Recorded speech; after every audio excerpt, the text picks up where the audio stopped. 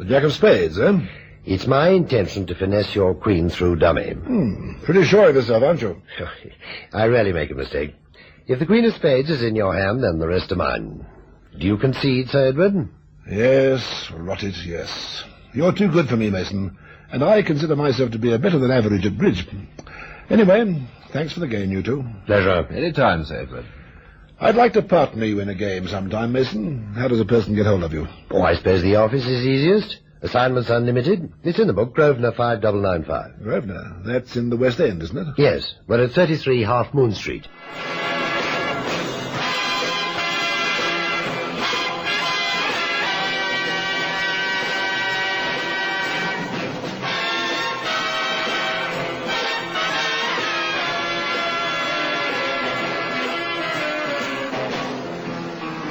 Brass for the broker. Tanning Row is a gloomy part of the East End of London that sadly survived the holocaust of war. Cramped into its bleak tenements are the labourers and layabouts of Dockland, the decent and the despicable. Here, cheek by jowl, swarm the manipulators and the manipulated, a kaleidoscope of humanity shuffling to and from its means of survival. Into a damp, grey, barn-like building moves a girl. She moves with a purposeful tread, her head held high and hooded against the bitter wind that moans in from the river. Her progress is halted by the voice of an old man, sitting in the doorway snuffling his dewdrop nose with an imperious air of poverty. Hey, here! Where do you think you're going, eh? I'm on official business. Hey, what official business? I have to see the Union Secretary about my dad. I'd have thought your mother was the best person to see about him. My dad had an accident on Ewolf. I've come to see about his sick pay. Hey, did you make an appointment? I wrote once and I phoned 3 times. Can't get any sense out of anybody. Nobody will give me a straight answer, so I thought I'd come down in person and see the Union Secretary. Well, you can't see him without an appointment. So you best hop it, McGill, and write a letter. I've already written and got no reply. Now then, write again. Mr. Glutt's a very busy man. He's got the weight of the world on his shoulders, he has. You can't expect to get a reply straight away. Your old man ain't the only one what's had an accident, you know. But he's been 3 weeks already off. We can't live on fresh air, and Dad's supposed to have special food and all that. You're breaking me heart. Special food. Go on, up it. It's a rotten swindle, that's what it is. A rotten swindle. Hey, you better be careful what you say, or I'll have you run in. This is a trade union, and a trade union's the working man. And the working man is the country, don't you know that? No, and I don't want to neither. All I want is some of the money that's due to my dad.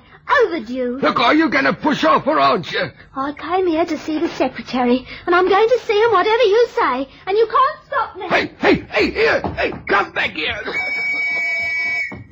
Hey! Well, look what dropped in. Oh, Is that old Backer whistling? Can't say I blame him, even at his age. Now, me, I'd whistle this way. I'm looking for the Union Secretary. Can you help me? Oh, there you are. It's the charge office for you now, you little blighter. I'll hand you over to the cops. What's this racket all about, Backer? It's this primitive piece, boss. Asked to come inside once she ain't got a permit, and when I tells you to scarp her, she nips past me and comes in here. But I'll have her in the cooler in 2 shakes now. It's all right, Backer. I'll handle this. Get back to your sentry box. But, boss, she got a claims complaint. Did you hear me, Backer? Or have you got cloth ears? Yes, boss.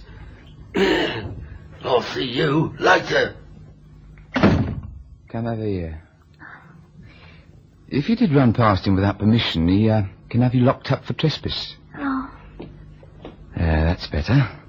No sense in making trouble for yourself, is there? Now, sit down. Well, go on. Now, what's the trouble with you? I want to see the Union Secretary. That's what you said the first time. Well, you've come to the right place. That's me. You? Henry Glutt at your service. You know, you're pretty. What's your name, kid? It's about my dad. What's your name? His name's Bert Layton. Your name? Winnie Layton. Well, now, I'm glad you came, Winnie. I like you. Keep your hands off me. Now, you don't have to be unfriendly. Supposing you pick up that chair, sit down quietly and tell me all about it, eh? All right, then. But no funny business. Funny business? Yeah, that's a good one. Mr. Glutt. Henry to my friends. Mr. Glutt, We're friends, Winnie. 3 weeks ago, my dad had an accident on E-Wharf, and ever since he's been confined to bed. His subs were all paid up in the sick benefit, but he hasn't had a single penny in sick pay. I did write, but I got no answer, and it's 3 weeks now, and, well, we're getting desperate. No money for food, eh? But according to the sick benefit, he ought to be getting £3.10 a week. Now, these things take a bit of time, you know. But 3 weeks? Listen, your old man isn't the only one who's had an accident on E-Wharf. I know. It's a timbering. It's a death trap. Death trap? Who's been putting ideas into your head? What? I just noticed. But how can you, Winnie? Nobody's allowed out onto the wharf unless they can show their union card. And you're much too pretty to run cargo with the dockies. So don't let's hear any more about death traps and timbering, all right? That's my girl. You know, sometimes these things are best left alone. I suppose I make you a personal loan until your old man's sick benefit comes through. Oh, could you, Mr. Clutter? Henry, you could deduct it from the benefit the minute the money comes through. Oh, I wouldn't do that, Winnie. After all, that would make the loan impersonal, wouldn't it? How about tonight after work? I could call round for you. No, thanks, Mr. Clutter. I can manage without that sort of loan, thank you. Oh, I think a lot of yourself, don't you? Then I suggest that you take old Backer's advice and go home and wait. Oh, and while you're at it, ask your old man for a copy of his benefit agreement and read it. If he had the accident on E-Wharf, you might regret turning down my generous offer. Then I'll go to a lawyer. That contract your old man signed with the union was drawn up by a lawyer.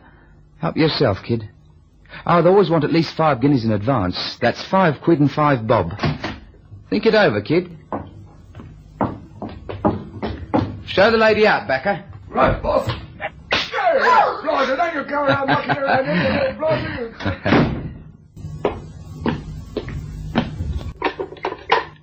Yes, Mr. Clutt. Give me a private line. Yes, sir.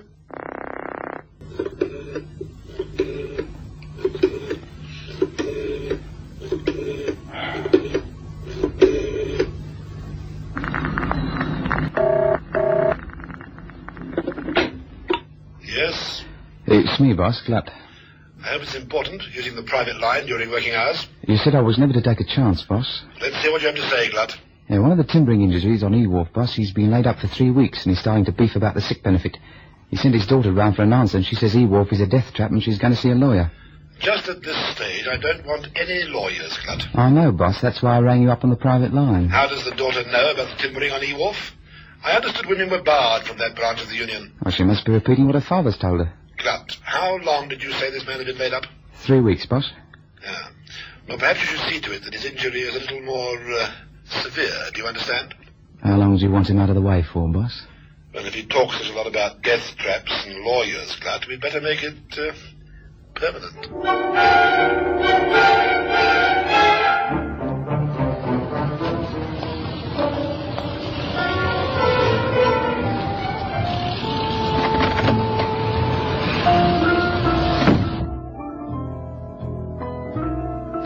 Is that you, Winnie? Yes, Dad.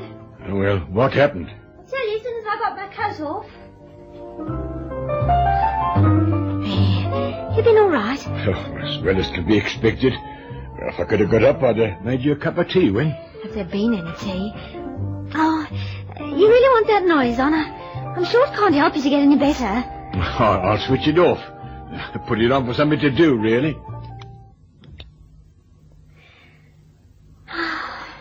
Well, what's the matter, love? Didn't it go too well? Oh, it didn't go at all. Oh, I can tell you're upset. You never even gave me a kiss. What a daughter to have. There. Now, tell me what happened, Win. Well, Henry Glutt, who runs the union, is a wolf and a crook. He says, well, at least he hinted, that if you read the small print on your union contract, you won't be eligible for any compensation over an accident on E-Wharf. Well, what's so different about E-Wharf from any other wharf? I don't know, Dad. I suppose we'd better read the small print and see. Wait a minute, girl. I haven't got my copy of the contract. Why? Where is it then? Well, a fella came round from the union about a week ago. He said he wanted the contract for checking. Well, he looked all right, Win. Oh, Dad. Did you get a receipt for it? Well, no, Win, I didn't. Oh, I'm sorry. crikey, and all that money you've paid in. But every docker on E-Wharf knows that I paid my subs. I can get thousands of witnesses. Can you, Dad? Oh, I've got mates all over the place, Winnie. You know that. All I know is that the blokes who do all the work pay all the subs, that the union is supposed to be formed for their benefit. But that isn't how it works, Dad, is it? If the poor mug who's told the union benefits him steps out of line, he gets the chop. And why does he get the chop? Because the union's a rotten, stinking racket, that's why. Oh, Winnie. And he won't get one lousy penny from that smarmy pig Henry Gluck. And there's not one man on E-Wharf who'll dare speak up for you. Oh, there's an old man on the gate. Dirty old man. It looks more like an old con. He said, the union is the workers and the workers is the country. Oh, what a laugh. Merry England. If you can play a guitar out of tune, you can make £1 million. Dry your hair long, boy, and spit gutter language at Grandma. Oh, that's a big deal. But try and earn a decent living, and you've got to belong to the union. The same union that Welsh is on £3 a week for a man who's injured doing a big man's job. Oh, don't take it to heart so, Win. Please, girl, you're tired. I should never let you go along there today. Oh, I'm glad I went, Dad. I'm glad I went. We can see a lawyer if you feel that way about it. You know, Dad, even you're half apologetic about the union not paying you any money so that you can't pay a lawyer. Oh, it's daft, but it's true. Now, look, someone's got to investigate it. If Henry Gludd is a crook, then someone's got to find the proof and prosecute him. Who? So Galahad went out when the union came in. I know a bloke who might help us, Win. We can't bank on it, but I've known him on and all for a good many years. He's a bit of a funny stick. I've got a feeling that this sort of lark might appeal to him. Marmaduke Bray is his name, and he works for Assignment Unlimited at 33 Half Moon Street. Marmaduke Bray is one of those meticulously honest people who feel obliged to account to someone for their every action. So it was that he told me all about the Dockers' Union on E-Wharf and the nefarious activities of the union secretary. He didn't have to tell me, but he did, and I'm pleased he did, because he gave me the opportunity of lending a hand in the destruction of the big boss. Well, Glutt, what have you done about the big mouth Bert Layton? Oh, I'm just waiting until tomorrow, boss. It's a bit cagey trying anything in Tanning Lane on a Sunday. You can't see one end of the street from the other for Salvation Army bands. But since he hasn't received a penny from us, he might be desperate and try to get to work tomorrow. They usually make a new start on a Monday. It would be very unfortunate if anything happened, Glutt, between now and the auditors' meeting. If Bert Layton does wander back to work tomorrow, you will see to it that he's put back on E-Wharf, won't you? Leave it to me, boss. I am leaving it to you, Glutt. And don't let me down. There'll be the usual bonus, of course. Thanks. You can take it as read that whether Bert Layton goes back to work or not tomorrow, he'll be in no condition to see any lawyer.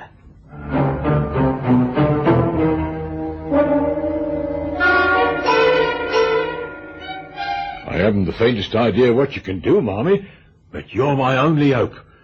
I've always paid my subs. I never missed a week. It's wicked that they should be allowed to get away with it, Mr. Bray. Surely a man's entitled to know where his money's going. In these kinds of rackets, Winnie, there's usually a big boss in the background who manipulates the deal. Your smarmy Henry Glutt is probably nothing more than a cat's paw in the whole organization. Now, you say this man came round from the union and took your contract form. Yes, that's right. And you didn't ask for a receipt because you had no reason to suspect that everything wasn't above board. Well, it's the first time I've been off sick, you see. The first time in 10 years. That's when his mum died. And since then, Win's kept house and I haven't had a day's lay off. And now this. Ned Bradley was off for 2 weeks a while ago, and I asked him if he got his full benefit. Oh, he said he had, but I could see by the look in his eye that he was lying. You see, Mr. Bray, they all seem to be afraid of something. That something is a quick knife thrust in the dark, a bad beating in a lonely alley, an unaccountable fatal accident. Do you think it's as bad as that, Marmie? If you cause trouble, stay in line with the union and you're okay. You know, even in an election where they know the vote is secret, these men are afraid to vote the other way, afraid they might betray themselves in a look. However, that doesn't buy the baby a new frock. I've got to find out what goes on at E-Wharf and have a chat with the dockers at work. You know, they feel safe when they're busy, and that's when I'll pick up a few facts given me in an unguarded moment. But, Mr. Bray, you can't get onto E-Dock. You haven't got a union card. No, I haven't. You're not thinking of climbing over the gate or anything, are you, Marmie? Nothing as energetic as that. Do you have a photograph on those union cards? No, just the name and serial number. You see, I want to be one of the workers. We're about the same size, you and me, Bert. I'll borrow your working clothes tomorrow and your union card. How many men work on E-Wharf? Nearly 300 all told. And nobody's going to notice a new face. Tomorrow morning at 6 o'clock sharp, Mr. Bert Layton will walk through the dock gates onto E-Wharf.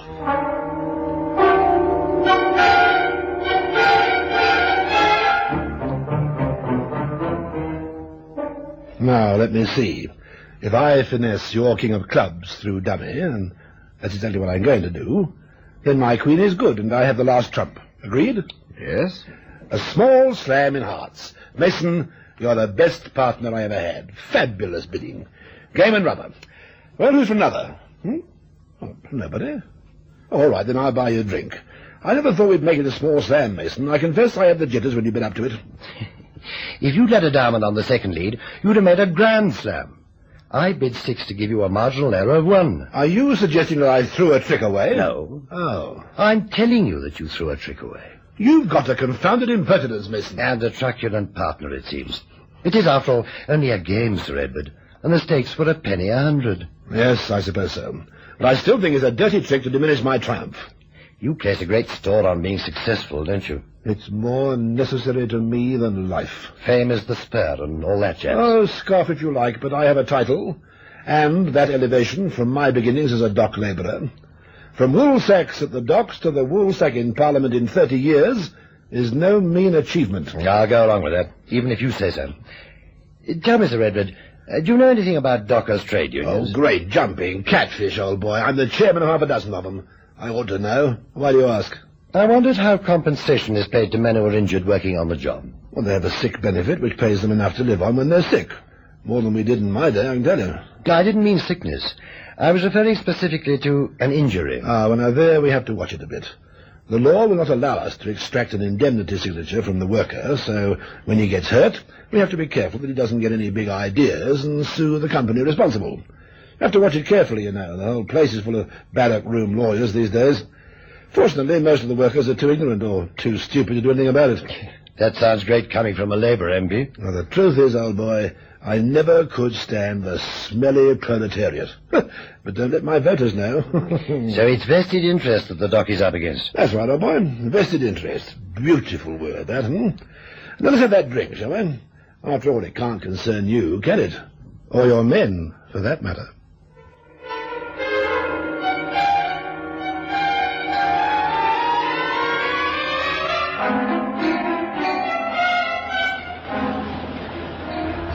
Okay, go through. What, show your cards? Okay, all right. Well, what's up? My card's all right, isn't it? Oh, yeah, it's all right. Pass along, Layton. Mr. Layton to you, mate. Oh, yes, Mr. Layton. Watch it, old-timer. Watch it. Bill, watch the union tickets for me, will you? I'll help you a minute. Something I've got to do.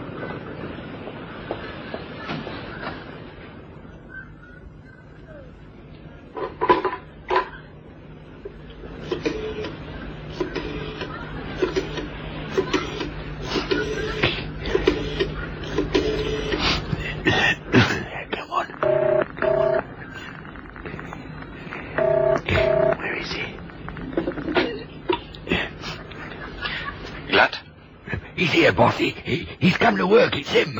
Bert Layton? Are you sure? Of course I'm sure. You ain't never set eyes on Bert Layton. Look, I checked all the union cards. It's him, I tell you. Just went through now. Gave me a lot of lick, too. Well, that's Bert Layton. I'll be right down. Well, almost. Right. I've got to make a call first. A call on a bit of skirt. I got to address out of the files. It's useful. You can keep tabs on anyone. I tell the boys to stand by, Becker. I've got work for them later on.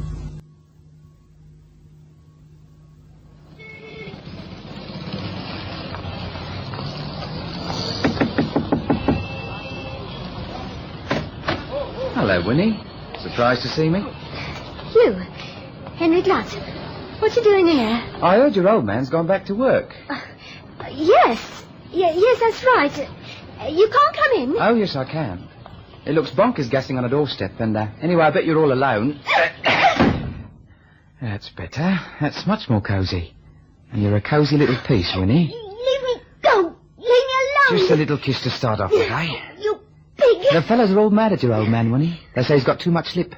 I wouldn't be surprised if he didn't get beaten up real bad. Do you know that? Beaten up? Oh, no. Of course I can stop them. They listen to me, Winnie. Oh, you've got to stop them, Henry. You've just got to. All right, there's no hurry. Now, if I promise to go down there and talk reason to them, I shall expect a reward. Get me, Win? What's the matter, baby doll? I'm not bad looking now, am I? They used to call me Babyface when I was hoisting wool sacks. Come on, baby. Just relax. It's marvellous. Here, who the blazes are you? What are you doing in my house? Dad? Your house? What's your name, mate? Bert Layton. Winnie, who is this greasy yob? Then if you're Bert Layton, who was it went into Ewolf this morning on your union card?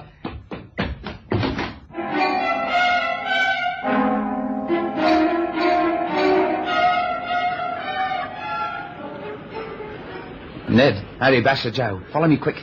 Anyone know where Bert Layton's working? He's working alone under the jetty on maintenance. Like you said, boss. Yeah, I see him. Now, no mercy, boys. It don't matter how much noise he makes, nobody is going to notice anything. Come to think of it, you'll set him a good example. Hey, you! Yes, you, whoever you are. Come here. Are you addressing me? Let's have a look at your union card. Who wants to see it? Me, Henry Glutt, the secretary. So you're Glutt, are you? You're well named. You have a surfeit of odour. In short, you stink. Get him, boys. I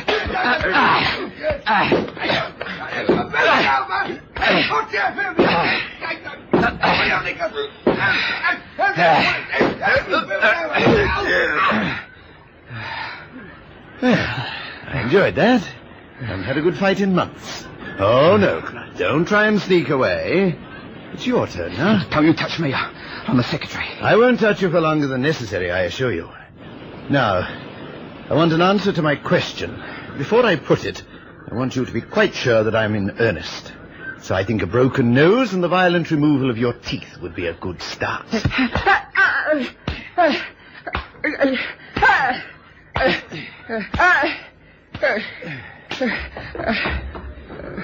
Now the question.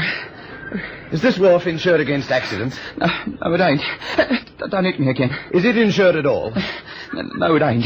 Oh, boy. Somebody's going to be very sorry he didn't shell out a little brass for the broker. Suddenly, my bridge partner in the club, Sir Edward Carpenter, became conspicuous by his absence. I asked one of our erstwhile opponents what had happened to him. Carpenter? Didn't you read about it? Oh, awful scandal, old boy. He owned a wharf, apparently, and didn't insure it. Well, the inevitable happened. It burnt to the ground one night and left Carpenter bankrupt. He couldn't take it, poor fellow. Shot himself with his army revolver.